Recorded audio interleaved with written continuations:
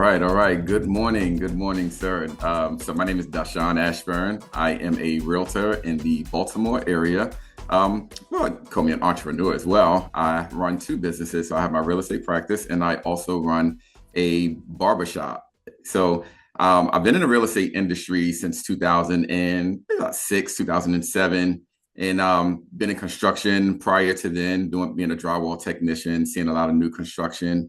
And so I work in the Baltimore area, and I've seen a lot. I've seen new construction. I've seen houses that were getting renovated, been inside of those homes, doing work inside of those homes, and selling those homes and helping assisting buyers with those type of properties as well. So yeah, that's a little bit about me. Yep. So one of the things that I noticed while being in construction, being in the real estate field, and seeing how things have transitioned from like the early 2000s to where we are now in 2026, I've noticed that there's been a decline in the family size, basically the household size. And what I've noticed is that a lot of the new construction, as well as pre-existing construction, is not suitable for today's family size, the modern family size, which is not as large as it used to be. I can say that there still is a need for some homes that have a lot of space, but what I've noticed is that the main people that are occupying those homes are normally people that's coming from different countries. They have more of a different type of cultural background, family structure, to where they'll house the grandparents, their in-laws. And so I noticed that there's still a need for larger space, but for the average American, African American, that much space really is not needed because people are not having as many children. Childbearing has been delayed, and just the whole family structure now has really, really changed and has declined, really. So people really don't need that much space. However, they're forced into the options that are handed. And so you're either going to choose something that's either a smaller square footage or more. However, it's still more than what you need. So I realized that, okay, Baltimore needs a new infrastructure other than what we already have. And especially with everything that's taking place in regards to this whole tech movement, Baltimore becoming one of the tech hubs in the state, actually in the US. Baltimore has actually been labeled as a tech hub. And so with that being said, there's a need for another type of housing for the younger professionals. So yeah, we're gonna move on to the next. All righty. So here we go. As stated, the problem that we have in Baltimore homes, they were built for a different era. So yeah, we talked about the homes being oversized. Most Baltimore homes, if you're talking about Baltimore row homes, we're talking about anywhere from as low as 700 square feet. That's really on the lower side, but it can go up to about like 2,200 square feet. And we're talking about row homes. It can range, from there.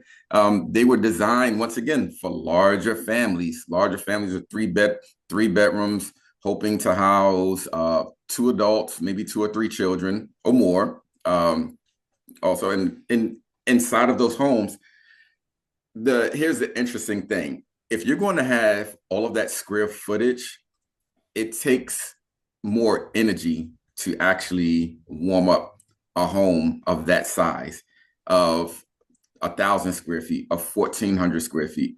And just think about the fact that, okay, your family size has decreased, and now you're still trying to effectively run this home and keep this home going, keep the home warm during the winter season, keep the home cool during the summer seasons. And it takes a lot more money to actually make that happen. Not just that, when you're looking into what's available, houses being priced per square footage, the affordability for some people, it really becomes a challenge in regards to how they're able to afford, if they're able to afford. And so this requires a new need, or it's imperative that we have another option, an alternative for where the city is headed, actually where we are right now, but it's just going to get, I mean, it's going to increase more in regards to the need for better housing solutions. And here's the thing, we have the opportunity to do it. We have the availability to do it. We have vacant lots. We have distressed properties that's been sitting for a while. So we have the opportunity to make these things actually, or to make a new change take place. So here's what I have in mind. So the solution is going to be modular homes for modern day Baltimore. So the idea that I have for Baltimore is dealing with container homes. So this is not something that's new in the world. This is something that other countries have been doing for decades. All right, they've been doing for decades. They have been using it in their residential infrastructure as well as their commercial and in our businesses as well. So it's not something new in the world. It's just an idea that would be a great strategy for where Baltimore is headed. The benefits of those homes, you can either do a tiny home or container home. They do differ, but the square footage with container homes, they're stackable.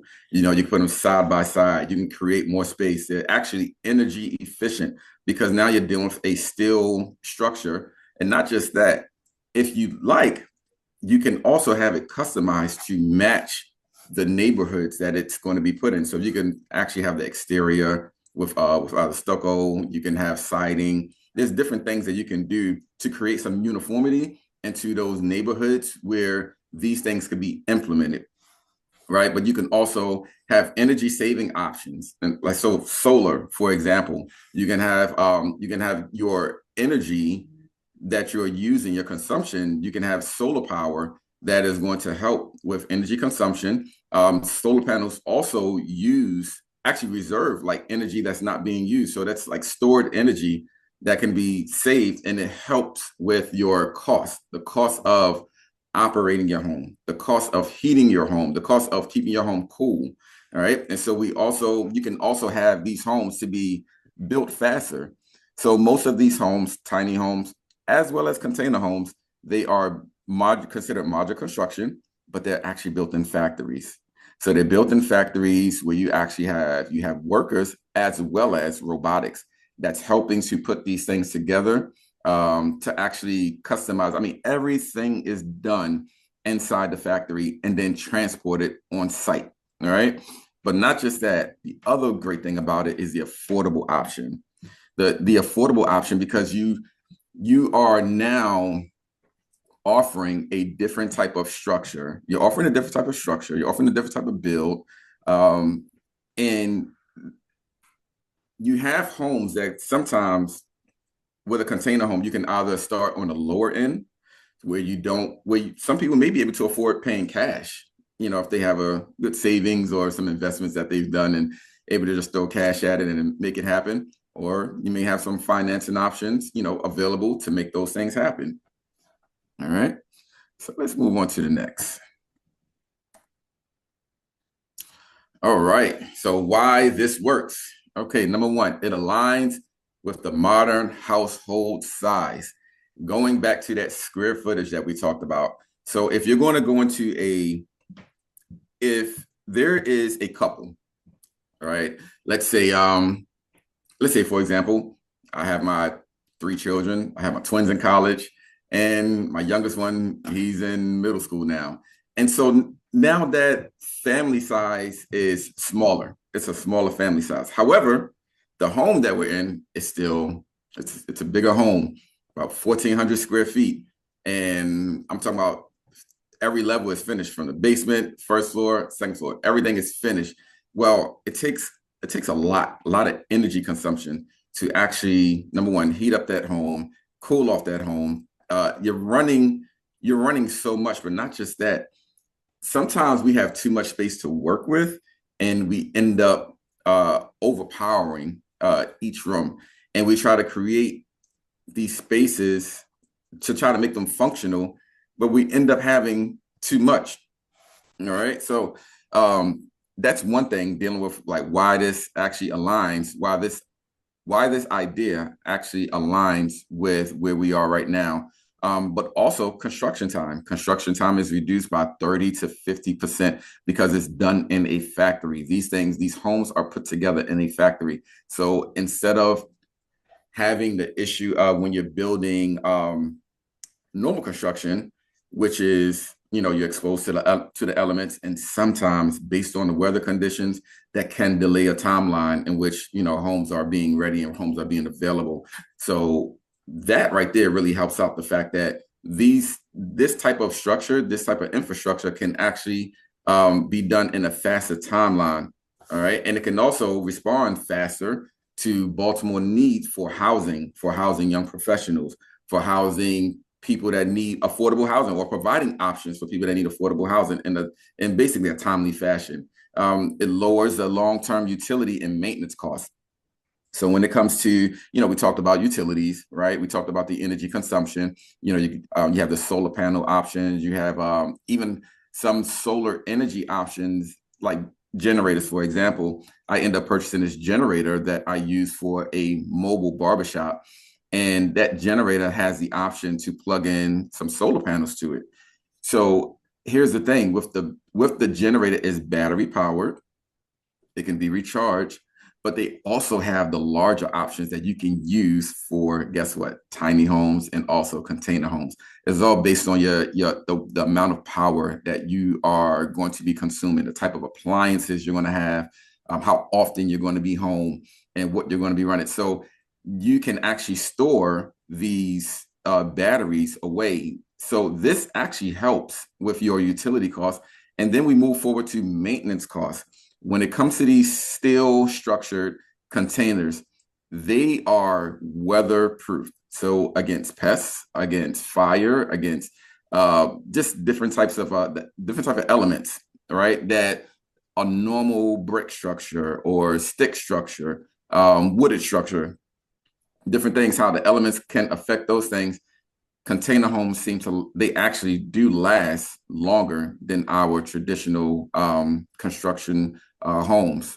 It also creates attainable home ownership, because now we're talking about a lower cost for getting into these homes, because the range of the price range for what it would take to get into one of those homes, it can be as low as 80, 90,000 and go up from there. Some people have opted for lower options, but this is in other states where people are able to do those things, but you do have a lower cost option, right? But not just that, it also works, not just because of the affordability and the energy savings, right? But it also works because now we can make these vacant blocks and lots, we can now fill them with some modern day homes that will actually begin housing young professionals, right? Young professionals, but also housing those that need affordable options for home ownership. So now we're putting land to use. We don't need to keep sitting on, vacant land. What happens with vacant land? We drive through some areas in Baltimore City. You'll see either it's fenced. You'll see either maybe in certain neighborhoods, you may have the wrong type of activity going on. It's just it's a lot of things that people decide to do with vacant land.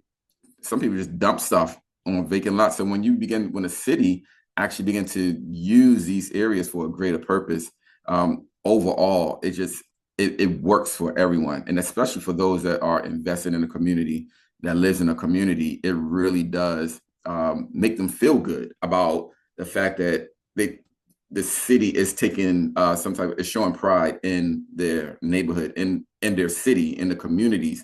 So now we're going to move on. Why Baltimore? All right. Well, as I mentioned, we have a lot of vacant and underutilized lots. There are a lot. You can drive through many neighborhoods on the east side of Baltimore, west side, South Baltimore, and you'll see vacant lots. And many people wonder, well, what's going on with that, or what are they going to do with that? And we have this great idea that we can now implement. We can now implement into the city. And there are a lot of neighborhoods that's ready for it. Like there are a lot of neighborhoods that's already they're ready for that revitalization to take place in their communities.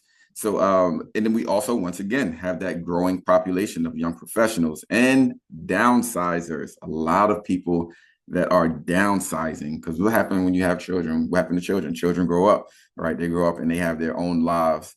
However, that home that they grew up in is now left with just the parents.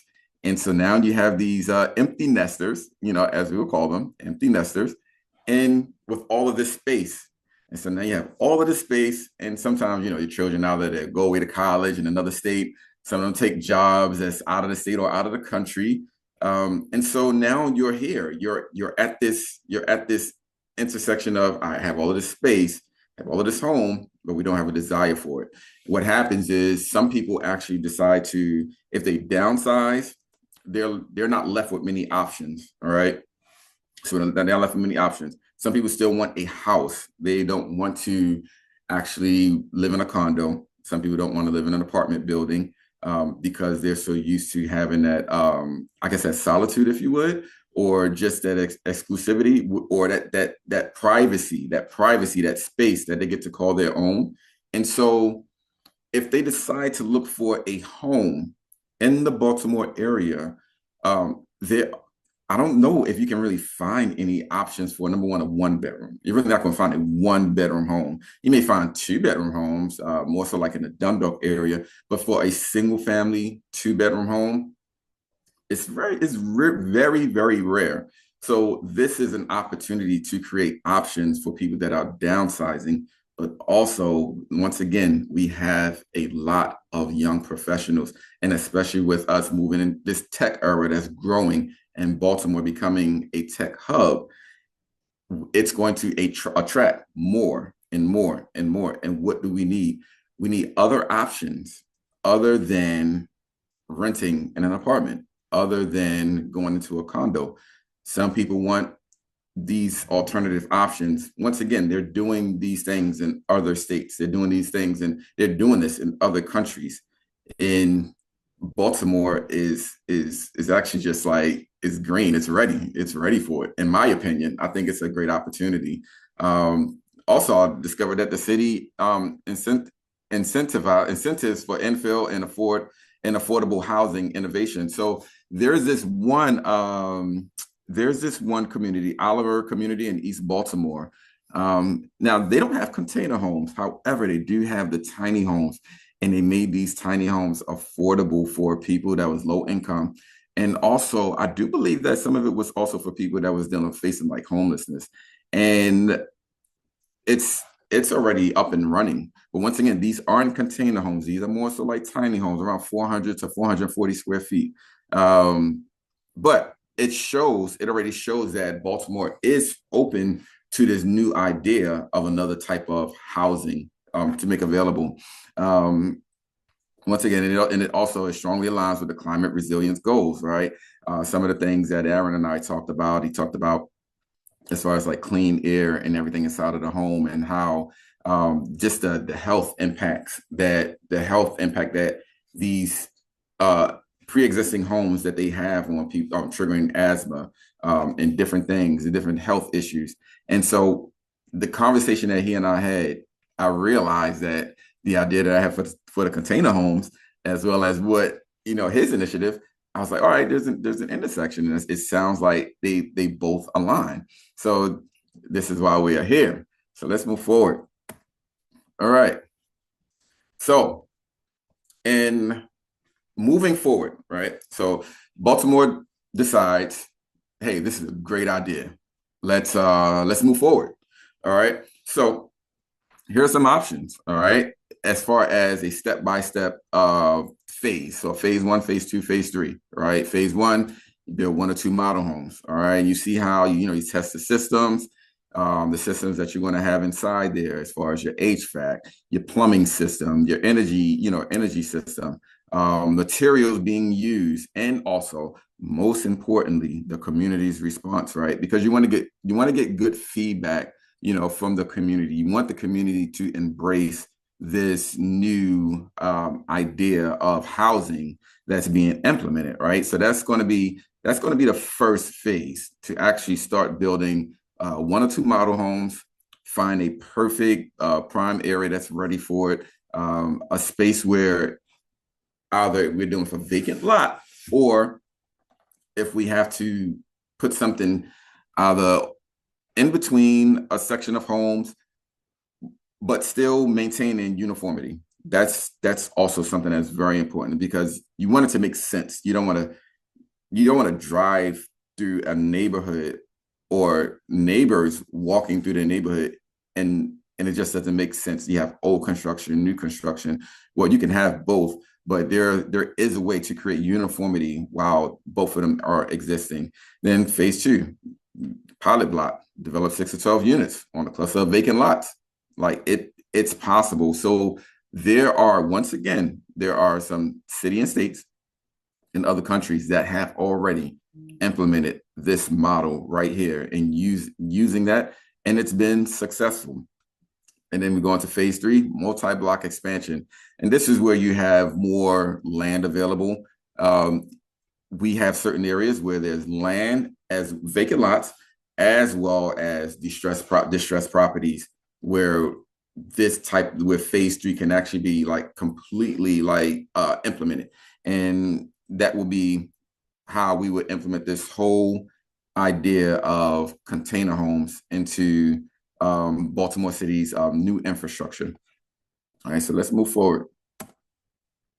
All right. Now we're talking about the climate resilient design and features. So one of the main things when it comes to doing this new style of or new way of construction is insulation.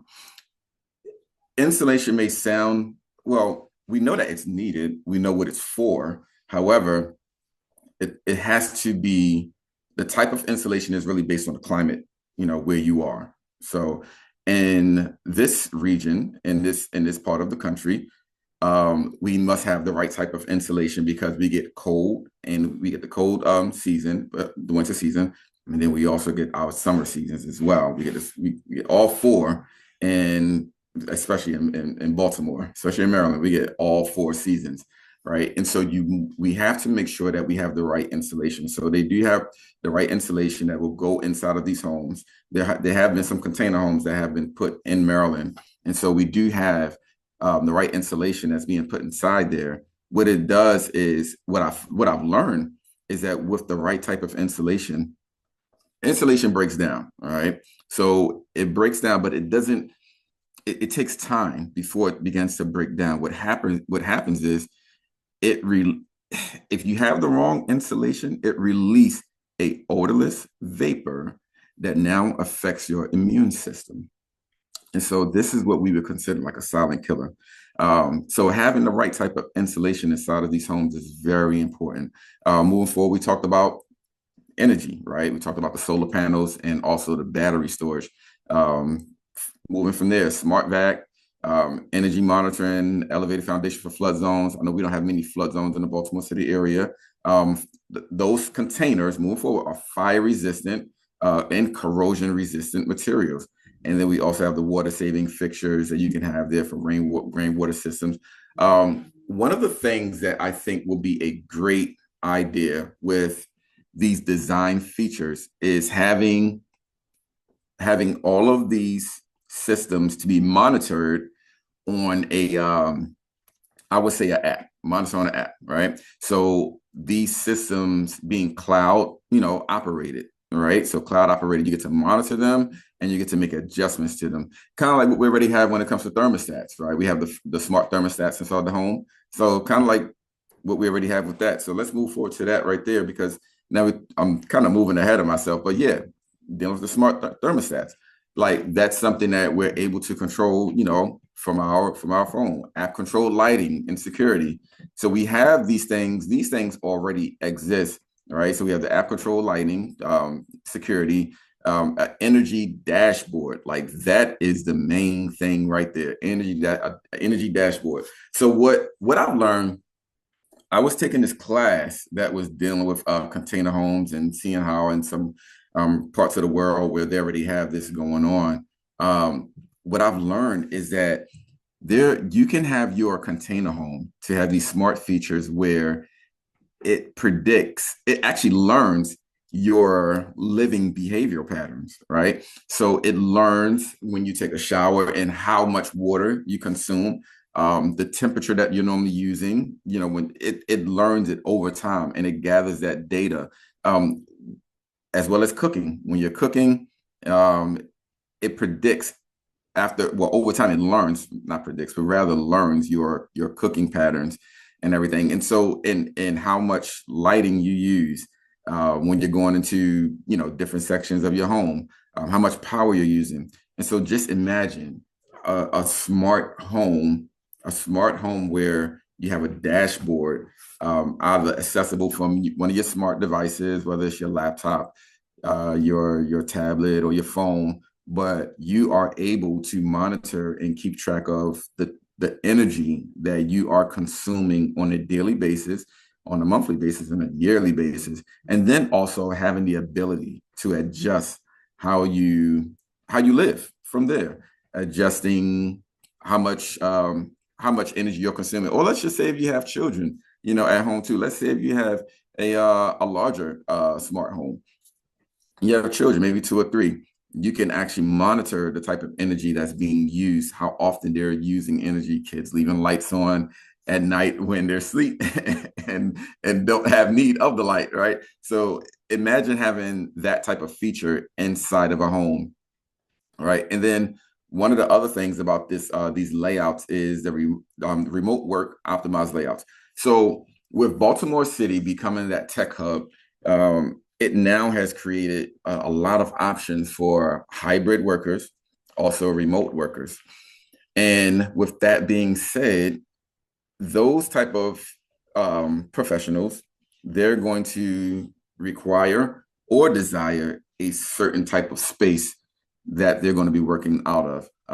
We want to have these spaces to be functional, well lit, and also being able to just control their climate and just being a more modern space, especially the air quality, which is going to help them with number one, being energized, being ready, motivated to work. Sometimes the air quality, well, a lot of times the air quality in our spaces, whether we're at home or at work, it can really affect the way we perform and get our job done. One of the other things that I love about this idea is the electric vehicle ready infrastructure. Okay, so one of the things that I desire to put in place once I start with building these communities is making sure that we respond to the way cars are being made. So yeah, we still have a lot of gas vehicles, right? So a lot of people still own gas vehicles. People still own, diesel trucks and, diesel powered vehicles, but also we have the hybrid options and we have the electric vehicle option. So with that being said, these communities and these houses will come with the option of having either electric vehicle charging stations right at the home if the parking is designed to be like a parking pad at the home, if or having in a community having the parking spaces that offer the EV charging as well. So let's move forward from there. Okay. Why invest now? It's perfect timing. It is perfect timing. Once again, Baltimore becoming that tech hub, it is definitely perfect timing. And so just looked at some numbers online just to see, what the investment, would be and the opportunities, for the return on investments. So we have some strong margins where it costs around, the bill will take maybe around like 120 to 180. It can sell for like 185 to 225. Now, this is on a higher end. So this is not just dealing with a one container, one bedroom structure. This is having that ability. Number one, we're talking about building on the land. So we're talking about the land included, in this price as well. The land being included in this price as well. Also, everything that's going inside of the home, right? And some of these homes are going to be more than just one bedroom. All right. Now you do have the faster returns once again, because we have a faster construction time, actually a shorter construction time, I should say. So it cuts delivery about 30 to 50% because these are modular homes. they're being built in factories, right? And now high demand, ideal for tech driven 1 to 3 person households. Once again, we discussed that, talking about how these households now, the modern day household, what we're dealing with right now, we're dealing with smaller families that do not have a need for large space or all of this space. And then we talked about, well, we talked about the solar energy, which equates to the lower risk. It's durable, and we have energy efficient assets. So we're dealing with, like, we're talking about the plumbing systems, we're talking about the HVAC systems, we're talking about the energy, where we're getting our energy from. So all of these are considered to be a lower risk. Here's a beautiful thing: the scalable model. You can replicate a design throughout various neighborhoods in Baltimore. So once again, we still get to maintain some uniformity throughout various Baltimore neighborhoods. So that's the beautiful thing about it.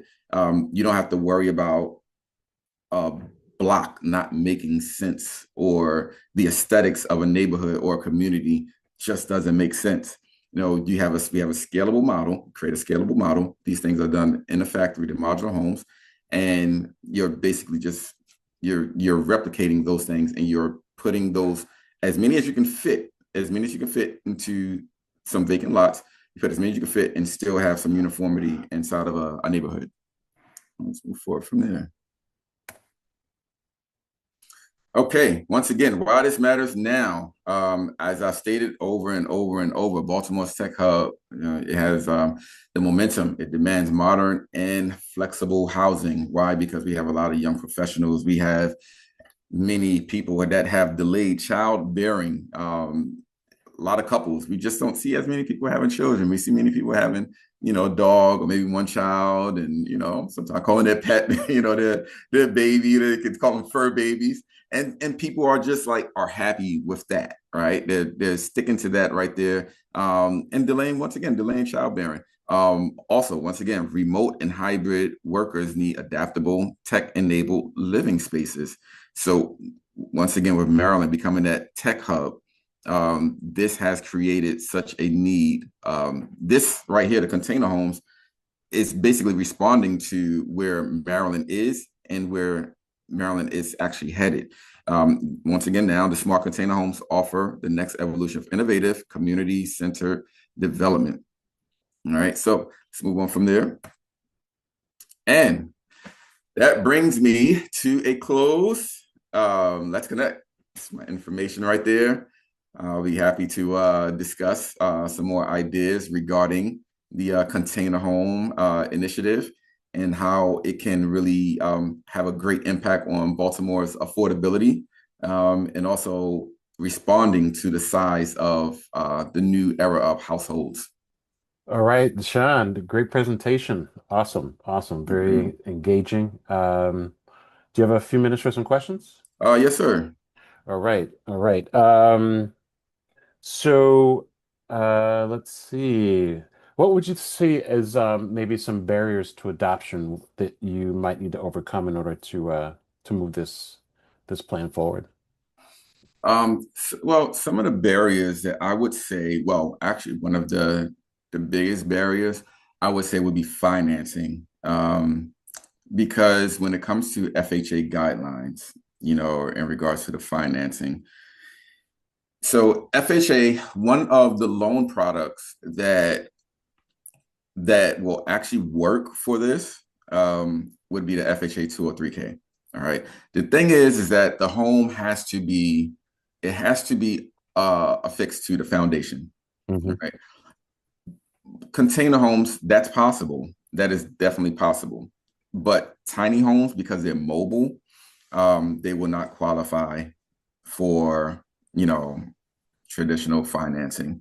The alternative, once again, we're talking about a barrier, but the alternative to overcoming that barrier is actually not lender, I'm sorry, investor financing. So one of the options that I thought of, if Baltimore, if Baltimore gives a lot of pushback, in regards to, making this happen, and FHA does not adjust you know, their lending requirements, or what's considered to be a home or a house, then what will have to happen is, there are communities that already exist where they started doing the tiny homes or the container homes, but it's been a pool of investors and they offer financing to those that are interested in buying. So that would be one thing to overcome. But the other thing would be zoning. Zoning is very important right there. And it's possible, it's definitely possible, but those are just a couple of the barriers right there. Would HUD financing for manufactured homes, would that Oh fit yeah. in what you're planning?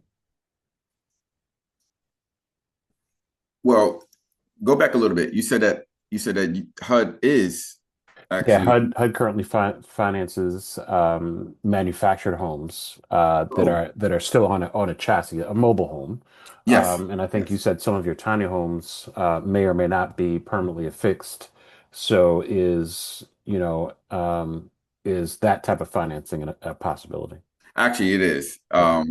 Actually, that will be definitely a possibility for the container homes because like I said, they differ from, although still made in a factory, they do differ from a tiny home Hmm. because Hmm. tiny homes are mobile. You can pick Right. them up and go. Yeah, versus container homes, they're actually affixed to the property. So yeah, HUD loan will be an alternative for financing. Got it. So I noticed you said your homes will be energy efficient, climate resilient. You mentioned indoor air quality, and I think sometimes the assumption is that if it's all electric and doesn't have any combustion, that healthy indoor air comes along for the ride.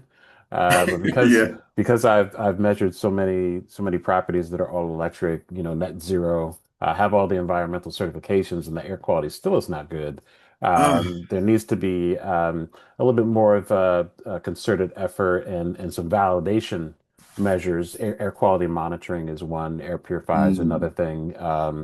Radon mitigation system. So, yes. what are you envisioning in regards to creating homes that are, you know, intentionally based on addressing the social determinants of health and making sure that people with asthma, because Baltimore City has the highest rate of asthma-related fatalities in the nation. Yes. One in Yes. four homes have high levels of radon. So I didn't see that in your presentation. I'm curious as to how you plan on kind of making that an equal part of your solution. Yeah. So it's interesting. So what I can think of right now is number one, the air quality monitoring that you offer, and that being something to actually monitor and control, well, more so monitor and make adjustments from an energy, Like dashboard. demand control, ventilation type Yes, thing. Yeah. yes. Mhm. But one of the other things that I would think that would help to assist with that would be the air purifying system, Mhm. and also making sure that the homes are designed for cross ventilation. Mhm. Mhm. Right. So that would be the three things right there that I Mhm. think would combat, the air quality Mhm. or Mhm. help to make adjustments with poor air quality, I should say. Yeah, yeah, great point. So will these be, I know you mentioned solar and mentioned electric. Are these going to be all electric? So you said they'll have solar, some EV charging options. Will they be like net zero homes? Are you going that far? Or will they be like zero energy ready? Like, will they have any environmental certifications, like, LEED for residential or well for residential, anything like that? What type of product or third party verification will you have on these homes? Well, I know that when it came to the solar energy, so I thought of two types of uh, I want to say power sources, Hmm. I should say. Um, I do believe that for higher, I do believe that when it comes to the electric vehicle charging stations, Hmm. that should pull from the grid, Hmm. because of how much is needed just to charge, you know, a car, one of Hmm. those batteries, in the car. Hmm. However, for the energy that we consume in our homes, um, I more so think that we can get away with solar power Hmm. for the energy that we consume in our home. When we're talking about smaller family sizes, Right, like when we're talking about smaller family sizes, right. we don't need that much, energy unless you're going to be a remote worker, Hmm. unless you're consuming a lot. Hmm. I know that we can definitely get away with like solar power Hmm. being used for a certain amount of hours. Yeah, I like the idea of like the car charging the home charging the car. There's that kind of circularity happening. It's interesting. I was watching something about they just had the International Builder Show the last week and a half, and it was like a national survey of buyers and what they thought affordability was, and Yeah. the number came back at 158,000. Wow. And I think the average sales price in Maryland is like 425, 450, something like Yes. that. So Yes. as a builder, how do you like bridge that gap? And do you envision this being a for-profit or a nonprofit entity? Um, it can be both. You can create because you can create, options, that's nonprofit that deals with housing the homeless. All Hmm. right. And then you have options, bigger options where it's like for profit investors come together and they want a return on their investment. Hmm. We offer options, bigger options, and all. When we talk about the cost, and just to go back, you were saying that number was around like 158,000 as far as Right. like the cost What of, what what buyers think affordability is. Like yes. the average Yeah. sales price of Baltimore City before COVID, right? What's funny, what's interesting is that number falls right in the range of these container homes. It falls right in the range. But There you but go. here's the biggest issue, Aaron. That I think uh I don't know. I have to figure out something with it.